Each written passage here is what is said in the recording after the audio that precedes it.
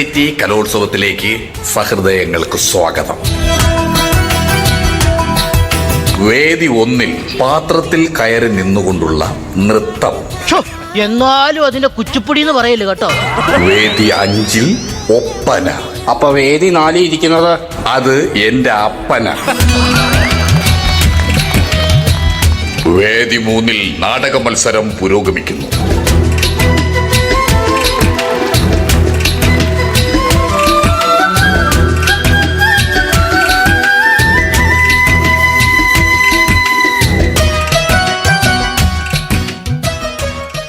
Taste ഉണ്ടോ? നല്ല taste ഉണ്ട്. കാണും, ചുമ്മാ കിട്ടണല്ലേ. ബിബിൻ തോമസേ, ഞാനൊരു കാര്യം പറഞ്ഞേക്കാം. നമ്മുടെ വേണുമാഷേ ആർട്ട് റൂമിൽ ഞാൻ ഡമ്മിപ്പാമ്പിനെ എടുത്തോണ്ട് പോയിട്ടുണ്ട്. എന്നാ പെട്ടെന്ന് ഒരു ആംബുലൻസിനെ വിളിക്കാമോ? അതിനാ നമ്മുടെ ആർട്ട് റൂമിൽ ഡമ്മിപ്പാമ്പില്ല.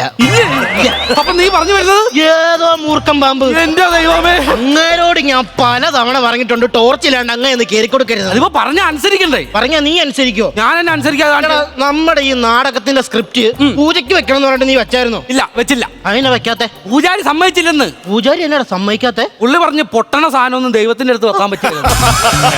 അപ്പൊ നീ കണ്ടന്റ് പറഞ്ഞോ? പിന്നെ കണ്ടന്റ് പറയേണ്ടി വന്നു. നിന്നോട് പലപ്പോഴും പറഞ്ഞിട്ടുണ്ട് നാടകത്തിന്റെ കണ്ടന്റ് വെളിയിൽ പോകരുതെന്ന്. പിന്നെ എന്ന് വെച്ചാൽ നീ ബാഹുബലിയല്ലേ ഇവിടെ ഉണ്ടാക്കി വെച്ചേക്കണത്. എടാ ബിബിൻ തോമസേ, നിനക്ക് നാണമില്ലടാ ഇങ്ങനെ എല്ലാ വർഷവും ഇവിടെ വന്ന് കാശ് മുടക്കി തല്ലുകൊള്ളാനായിട്ട്? അതെന്നാണ് അങ്ങനെ ഒരു വർത്താനം? എടാ, കഴിഞ്ഞ വർഷം ഞാൻ ചെയ്താ പാപം ചെയ്യാത്തവർ കല്ലെറിയട്ടെ എന്ന് പറഞ്ഞ നാടകത്തിൽ എന്നായിരുന്നാ പ്രശ്നം? പാപം ചെയ്തിട്ടാണോ ചെയ്യാത്ത കൊണ്ടാണോ എന്നൊന്നും എനിക്കറിയത്തില്ല. ഒരു ഓഡിറ്റോറിയം പുള്ളി ഇങ്ങനെ കല്ലെറിയുന്നുണ്ടായിരുന്നു. സത്യോടാ, കല്ല് കിട്ടാത്തവരെ കയ്യിലിരുന്ന പൊരി കൊണ്ട് വരെ എന്നെ ഇറങ്ങി. അല്ല, ആ കൂട്ടത്തിൽ നാടകം കളിച്ചോണ്ടിരുന്ന നീ എന്തിനാ മറ്റവനെ എന്നെ കല്ലെറിഞ്ഞത്? എടാ, അത് പിന്നെ ഓഡിയൻസിന്റെ കൂട്ടത്തിൽ ഫ്രണ്ട് ഇരുന്ന എന്റെ കാമുകിയാ. എല്ലാരും നിനക്കിട്ട് കല്ലെറിയുമ്പോ ഞാനറിയാമെന്ന് അവര് വിചാരിക്കത്തില്ലേ ഞാൻ എന്തോ പാപം ചെയ്തിട്ടുണ്ടെന്ന്. പക്ഷേ എടാ പൊടിമോനെ, ഈ പ്രാവശ്യത്തെ നാടകം രക്തം ചിന്തിയ വഴിയിലെ ചോര എനിക്ക് ഒരുപാട് പ്രതീക്ഷയുണ്ട്. എനിക്ക് ഒരുപാട് പ്രതീക്ഷയുണ്ട്. കൊള്ളാടാ, രക്തം ചിന്തുവെന്ന്. അങ്ങനെ ഒരു സാഹചര്യം ഒന്നപാടിരിക്കാൻ ക്ലൈമാക്സിലെ ഡയലോഗ് പഠിച്ചോ? ഇതോ പറ്റത്തില്ല. പറ്റത്തില്ല.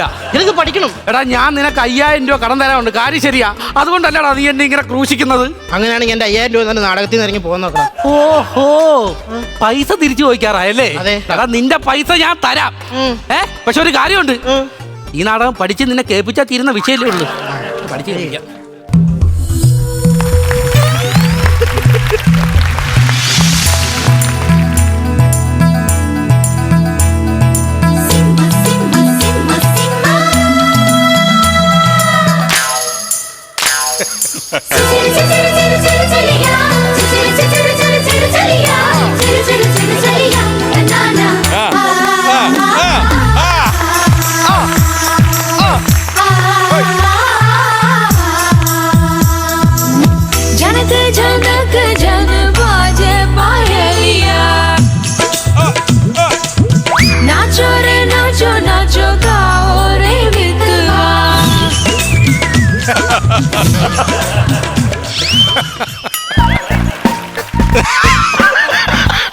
രാജകുമാരി ബീഡി വലി.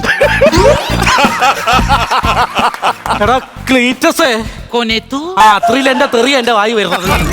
എടാ, നീ എന്നെ കാട്ടാ ഈ 8 പൊട്ടും തിരിയാത്ത പൊട്ടനെ കൊണ്ട് ജയിക്കുന്നത്. എല്ലാത്തിനും രണ്ട് തെറി പറയുന്നുണ്ടല്ലോ. അവന്റെ ആഗ്രഹമാണ് നാടകത്തിൽ വന്ന് ചേർന്ന. പിന്നെ ഇതിനകത്ത് ആകപ്പാട് ഫീമെയിൽ വേഷം ഉണ്ടായിരുന്നുള്ളൂ. ഓ, നിനക്ക് ഞാൻ 5000 രൂപ തരാനുള്ളതാ ഞാൻ ഈ കിടന്ന് കാണിക്കുന്നതെന്ന് ഓർക്കാം. നിനക്ക് എന്തിന്റെ തരിപ്പാടാ ക്ലീറ്റസേ? അത് സംഭവം എനിക്ക് നൈസായിട്ട് എന്റെ കാമുകി ഒന്ന് ഇംപ്രസ് ചെയ്യിക്കണം. ഓ, എടാ ജനിതക വിഡ്ഢി, ജമ്മത്ത് പെണ്ണ് കിട്ടാൻ പറ്റാത്ത അവസ്ഥയാക്കി കളഞ്ഞല്ലോ. ഞാൻ ഈ നാടകം തകർക്കും. എന്നാൽ നിന്റെ കൈയും കാലും ഞാൻ പറ്റും. അയ്യോ, അങ്ങനെയല്ല ബിബിൻ തോമസ് ഞാൻ ഉദ്ദേശിച്ചത്. ഈ നാടകം ഞാൻ സൂപ്പർ ആക്കുമെന്ന്. Positive mind. പിന്നെ അളിയാ ബിബിൻ തോമസേ, എന്നെ ലുക്കി കാണാൻ എങ്ങനെയുണ്ട്? കൊള്ളാടാ, ഓലപ്പരക്ക് ലിഫ്റ്റ് വെച്ച പോലെയുണ്ട്. നല്ല സ്ട്രക്ചർ ഉണ്ടെന്ന് പറയായിരുന്നു. ഈ നാടകം കഴിയിട്ട് അവനെ ആ സ്ട്രക്ചറിൽ തന്നെ ആശുപത്രി കൊണ്ടുപോവാ. ബിബിൻ തോമസേ, എന്നെ ഇങ്ങനെ കളിയാക്കാൻ വേണ്ടി എന്തെങ്കിലും കഴിവുണ്ടോടാ ഇവന്? എനിക്ക് കഴിവുണ്ടോന്നോ? എടാ, കഴിഞ്ഞ ദിവസം ഈ സ്റ്റേജ് വെച്ചല്ലേ ഞാൻ ഫയർ ഡാൻസ് കളിച്ചത്. എടാ, നീ ഫയർ ഡാൻസ് കളിച്ച കാര്യം നീ എന്നോട് പറയരുത്. ഫയർ ഡാൻസ് എന്ന് പറഞ്ഞ് നീ തീ തുപ്പിയിട്ട് ഫ്രണ്ട് ചെയ്യുന്ന 3 ജഡ്ജസ് ആണ് ചുട്ട പറങ്ങാണ്ടിയായി മാറി. സത്യത്. ഇനി ഇവന് ഈ നാടകത്തിൽ നിൽക്കണ്ടേ? എന്റെ 5000 രൂപ വന്നിട്ട് ഇറങ്ങി പോകാൻ നോക്കണം. ഓഹോ, അപ്പൊ നീ എന്നോട് അങ്ങനെ കണക്ക് പറയാറായല്ലോ. പറയൂടാ ഞാൻ. എടാ, നിനക്ക് എന്റെ അവസ്ഥ അറിയത്തില്ല. എന്താണ് നിന്റെ അവസ്ഥ? എന്റെ അച്ഛന്റെ പിടിവാശി കാരണം വീടിന്റെ വെളി ഇറങ്ങാൻ പറ്റാത്ത ഒരു മകനാണ് ഞാൻ. അതെന്നാണത്? എടാ ഈ പുള്ളിയെ നാട്ടുകാരുടെ ഇന്ന് ഫുള്ള് കടം മേടിക്കുവേ, എന്നിട്ട് ജമ്മം ചെയ്താൽ തിരിച്ചു കൊടുക്കത്തില്ലെന്നുള്ള വാശിയാ. അതുകൊണ്ട് ഞാൻ പെരക്കാത്ത തന്നെ ഇരിക്കേണ്ട അവസ്ഥയാ. അത് മാത്രമല്ല, മുറുക്കാന് പഴയ പോലെ ലഹരി ഇല്ലെന്ന് പറഞ്ഞ് പിണങ്ങി മാറി കുത്തിയിരിക്കുന്ന വല്യമ്മ, ശ്വാസം മുട്ടലായിട്ട് കസേരയിലിരിക്കുന്ന കൊച്ചച്ഛൻ, ശാസ്താങ്കോട്ടയുടെ തേങ്ങ ശ്വാസം മുട്ടലായിട്ട് മാറിയിരിക്കുന്ന കൊച്ചച്ഛൻ. എന്റെ പൊന്നട, ഇത്രയും കണ്ടന്റ് നിന്റെ വീട്ടിൽ ഉണ്ടായിരുന്ന ഞാൻ ഈ സ്ക്രിപ്റ്റ് അവിടെ വന്നിരുന്നേ. നീ എന്താണ് സംസാരിക്കുന്നത്? എടാ ഒന്നില്ലെങ്കിലും അവൻ നമ്മുടെ കൂട്ടുകാരനല്ലേ. ഒരുത്തന്റെ വീട്ടിലെ അവസ്ഥ കണ്ട് അവന്റെ മുഖത്തൊക്കെ കൊഞ്ഞനും കുത്തരുത്. അളിയാ പൊടിമോനെ, എന്തോ വീടൊക്കെ എന്തെങ്കിലും പ്രശ്നങ്ങളൊക്കെ ഉണ്ടാകും. നീ ഒരു കാര്യം മനസ്സിലാക്കണം. കൂടുമ്പോൾ ഇമ്പമുള്ളതാണ് കുടുംബം. അതിൽ കുറച്ച് കെമിസ്ട്രി വർക്കാക്കണം. എന്റെ ദൈവമേ, പഠിക്കുന്ന സമയത്ത് ഗോപയുടെ ഊവടം വരയ്ക്കാൻ പറഞ്ഞപ്പോ ദീപയുടെ പാവാട വരച്ച് വെച്ച യവനാണ് എന്നെ chemistry ഉണ്ടാക്കാൻ പറഞ്ഞത്. നിനക്ക് നാണമുണ്ടോടാ നിനക്ക്? നാടക മത്സരം പുരോഗമിക്കുന്നു. Chess number 104. Second call. Chess number 104. ആരെങ്കിലും ഉണ്ടെങ്കിൽ വാടക ഇങ്ങോട്ട്. ആരുടെ ഇത്? നമ്മുടെ എത്രയാണോ? നമ്മൾ 104. ഓ ഭാഗ്യം, നമ്മളല്ല കേട്ടോ. എത്രയാന്ന് പറഞ്ഞേ? 104. അയ്യോ 104. അച്ഛനെ നമ്മളാണ്.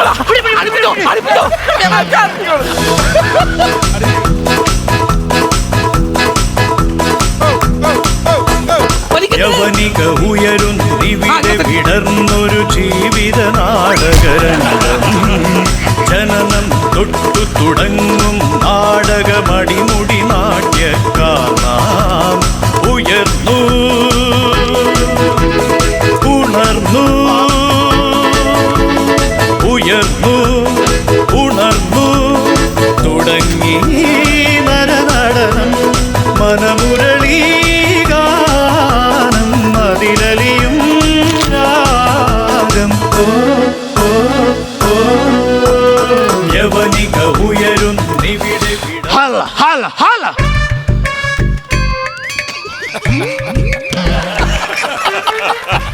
എന്ത് കാണിക്കുന്നത്? എന്റെ എല്ലൊന്നും ഒടിക്കല്ലേ എന്ന് ഭൂമിദേവിയെ തൊട്ട് പ്രാർത്ഥിക്കാം. ഈ നാടകം കാണാൻ പിന്നിലിരിക്കുന്ന എല്ലാ നാടകാസ്വാദകരും മുന്നിലോട്ട് കയറി വരണമേ എന്ന് അപകടം വിളിച്ചു വരുത്തുന്നേ. ഈ നാടകത്തിന്റെ പിന്നിൽ പ്രവർത്തിക്കുന്നവരെ ഒന്ന് പരിചയപ്പെടാം. ദൈവത്തെ ഓർത്ത് എന്നെ പരിചയപ്പെടുത്തരുതേ. അവന്റെ വായിൽ വല്ല തുണി കയറ്റി വെക്കാം. പേടിച്ചിട്ടാ. കഥ ബിപിൻ തോമസ്, തിരക്കഥ ബിപിൻ തോമസ്, ഗാനാപാലനും ബിപിൻ തോമസ്, കർട്ടൻ ബിപിൻ തോമസ്. എന്നാ കൊതിയനാടാ നീ, കുറച്ച് തല്ല അവനൂടെ കൊടുക്ക്. റാണിയായിട്ട് അഭിനയിക്കുന്നത് ക്ലീറ്റസ്. എന്റെ പേര് വിളിച്ചു പറഞ്ഞു. ഞങ്ങൾക്ക് ശബ്ദവും വിളിച്ചോ നൽകുന്നത് പിറവം ദർശന സൗണ്ട്. Phone number 98701101. ആണ്ടെ ലൈറ്റുകാരനെ കൊലക്ക് കൊടുത്തേ. ഞങ്ങൾ തുടങ്ങുന്നു ഞങ്ങളുടെ ഏറ്റവും പുതിയ നാടകം രക്തം ചിന്തിയ വഴിയിലെ ചോര. എന്റെ ചോറ്റാനിക്കര അമ്മയെ അറം പറ്റല്ലേ. ഇവിടെ നിന്നേടാ.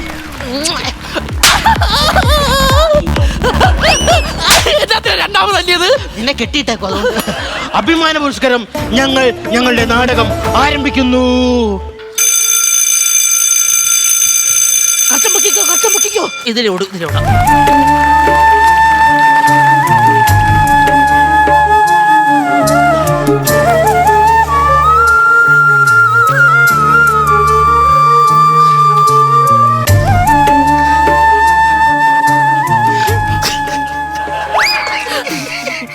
പ്രാണനാഥ, ഇന്ന് നമ്മളുടെ പ്രണയത്തിന്റെ അവസാന ദിനമാണ്.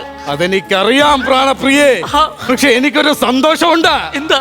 ഞാൻ വിളിച്ചപ്പോ നീ മാക്ക് മാക്കെന്ന് പറഞ്ഞ് ഇറങ്ങി വന്നില്ലേ. നിങ്ങൾ ബ്ലാക്ക് ബ്ലാക്ക് എന്ന് പറഞ്ഞപ്പോൾ ഞാൻ എങ്ങനെ ബ്ലാക്ക് ബ്ലാക്ക് എന്ന് വരാതിരിക്കാൻ പറ്റും എന്റെ പ്രാണപ്രിയ?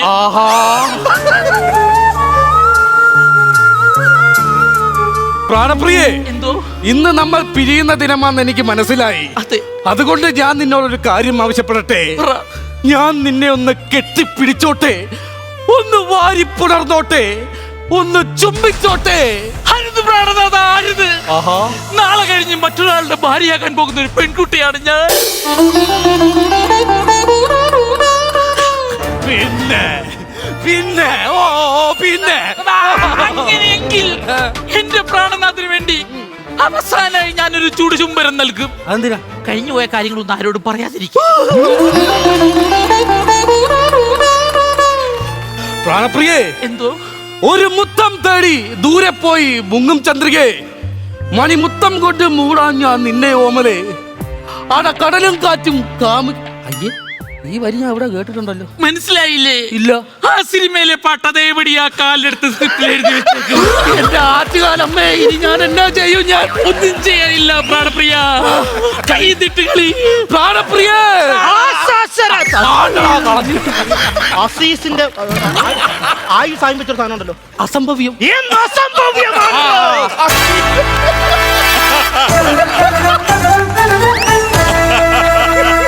അത് എന്നെ പെരുകായം. അയ്യോ, എന്നെ വെട്ടരുതേ, കൊല്ലരുതേ, ചാട്ടക്ക് പാറ്റ് നടിക്കരുതേ. എന്റെ മകളെ, നീ നമ്മുടെ കൊട്ടാരം അലങ്കരിക്കേണ്ടവരാണ്, നമ്മുടെ പ്രജകളുടെ സന്തോഷം അറിയേണ്ടവൾ. അങ്ങനെയുള്ള നീ എന്നാ പോക്കരത്തിലാടി ചോദിക്കണേനോ കാര്യം പറയണ്ടേ? അങ്ങനെയുള്ള നമ്മുടെ പുത്രി, നീ എന്തിനാണ് നമ്മെ ചതിക്കുന്നത്? നിന്നെ കെട്ടാൻ രാജകുമാരന്മാർ വൈരങ്ങളും മുത്തുമണികളുമായി ക്യൂ നിൽക്കുകയല്ലേ? എത്ര രാജകുമാരന്മാർ വൈരങ്ങളും രക്തങ്ങളും മുത്തുമണികളായി ക്യൂ നിന്നാലും ഞാൻ തല കുലിക്കുന്നുണ്ടെങ്കിൽ ഈ അടിമയെ ആട്ടിടിയ ബാലന്റെ മുമ്പിലായിരിക്കും. ഓഹോ, അതല്ലേലും അങ്ങനെയാണ് പുത്രി. അങ്ങനെ ചിലർക്ക് പേസ്റ്റ് കൊടുത്താലും മാവിലിട്ടേ പല്ല് തേക്കൂ. സ്ക്രിപ്റ്റിലുള്ളതാലോ നീയൊക്കെ പറഞ്ഞോണ്ടിരിക്കണം. 4 മ്യൂസിക്കിലും 5 ഡയലോഗിലും പൊക്കോണ്ടിരിക്കാം. എന്റെ മോളെ പ്രേമിച്ച കാലാപീടി, കാലാപ്പാനി, എന്തോ സാധനം, കാലാന്തക, നിന്റെ ശിരസ് ഞാൻ ഇന്നിവിടെ വെട്ടി 2 അയ്യോ, അരുതേ അരുതേ, രാജൻ എന്റെ ശിരസ് കണ്ടിക്കല്ലേ. ഇങ്ങനെയുള്ള ഒരുപാട് സാഹചര്യങ്ങൾ വന്നപ്പോഴും തലകുനിക്കാതെ ആകാശത്തേക്ക് നോക്കി നിന്നിട്ടുണ്ടാ ഞാൻ. ഇടയ്ക്കെങ്കിലും നീ ഒന്ന് താഴോട്ട് നോക്കടാ. ആരുടെയും മുമ്പിൽ ഇതുവരെയും ലജ്ജാവഹമായി ഞാൻ പ്രവർത്തിച്ചിട്ടില്ലടാ. ഇപ്പൊ എല്ലാരും തല കുനിക്കുന്നുണ്ട്. എല്ലാം ഉള്ള കുടുംബത്തിലെ രാജാവാണടാ ഞാൻ. എന്നിട്ട് അവൻ ഇല്ലാത്ത പോലെ നടക്കണോ? നമ്മുടെ മകളെ പ്രേമിച്ചതോർക്ക് നീ നീറി നീറി നാണം കെട്ട് ജീവിക്കണം. നാണം കിടന്ന ആരാ? നീ എപ്പിസോഡ് വരുമ്പോ ഞാൻ കാണിച്ചു തരാം. നീ എന്റെ പരസ്പരം നേരെ സംസാരിക്കണേ. പ്രിയതമേ, ഈ അച്ഛൻ വരുന്ന ഗ്യാപ്പിൽ നമുക്കൊന്ന് എന്തെങ്കിലും പറഞ്ഞു നിക്കി. പ്രാണനാഥ, ഈ സമയത്ത് എനിക്ക് ഒന്നേ പറയാനുള്ളൂ. എന്താ? എനിക്ക് തല കറങ്ങും. അയ്യോ, നമ്മുടെ രാജ്യം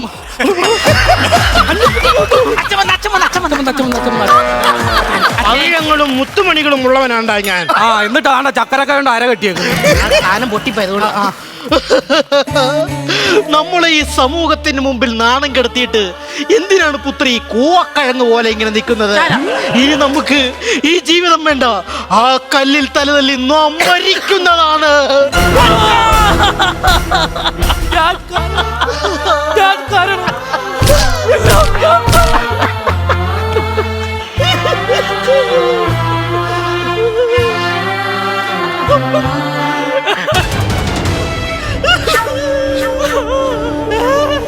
നമുക്ക് ഈ സാഹചര്യത്തിൽ ഒന്നേ പറയാനുള്ളൂ.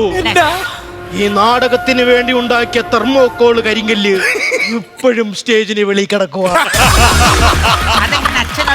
എടാ, ഈ ഒഴുകി വന്നേക്കണ അച്ചാറല്ല, ചോരയാണ്. അയ്യോ അയ്യോ, അതെന്താ അങ്ങ് നിന്നൊരു വലിയ തിരമാല ഇളകി വരുന്നു? തിരമാലയുടെ ആയവും ആഴവും കണക്കിലാക്കി എല്ലാ കോളേജുകളും ഒത്തുചേർന്ന് നമ്മളെ വധിക്കാനുള്ള. ഓഹോ, അങ്ങനെയാണെങ്കിൽ വളരെ വേദനയോടെ ഞാനൊരു കാര്യം പറയട്ടെ മഹാരാജൻ. പറഞ്ഞോ. എനിക്ക് നിങ്ങളെ മോളെ വേണ്ട.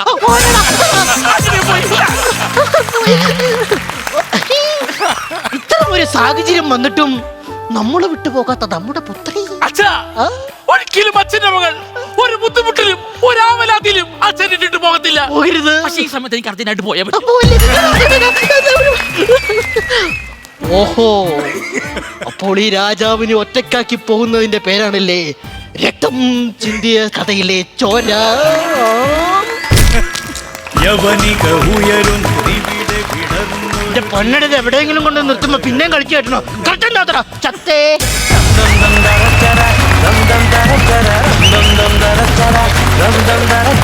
ഫ്ലവേഴ്സ് സ്മാർട്ട് ഷോ ശനി ഞായർ ദിവസങ്ങളിൽ രാത്രി 9:30 ഫ്ലവേഴ്സിൽ.